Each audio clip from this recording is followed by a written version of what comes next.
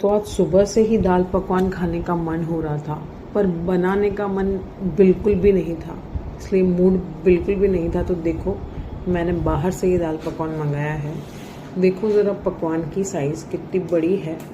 अब ये खाने के मैं 2 तरीके आपको सिखाऊंगी। एक तरीका जो मुझे बहुत अच्छा लगता है, उसमें पकवान के आप छोटे छोटे टुकड़े कर दो, अच्छे से टुकड़े करो जैसे आपके मुंह में इजीली जाए। अच्छा, ये मेथड के लिए आपके हाथ पहले धोए हुए होने चाहिए मतलब। अब इसमें जो दाल जिसमें आपके मतलब मीठी चटनी, खट्टी चटनी सब मिक्स करके आई हुई है, वो अच्छे से धीरे धीरे करके सारी जगह पे, सारे पकवान पे गिरे, पूरे पकवान पे गिरे, ऐसे डालो। और फिर मेन इंग्रेडिएंट दैट इज़ कच्चा अनियन, है ना, वो डालो और फिर बाइट बना के मुँह में डालो। भाई क्या तो स्वाद आएगा।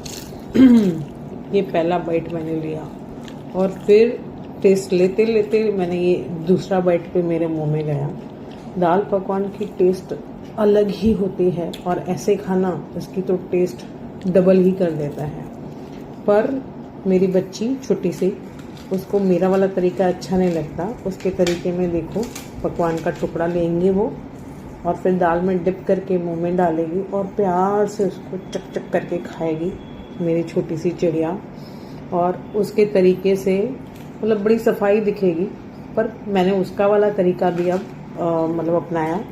जैसे वो खा रही थी वैसे भी मैंने खा के देखा और उस तरीके से भी मुझे बड़ी ही टेस्ट आई। मैं तो भाई दाल पकवान की दीवानी हूँ, है ना, और मुझे दोनों ही केस में बड़ी टेस्ट आई। आप बताइए आपको कौन सा तरीका अच्छा लगा खाने का।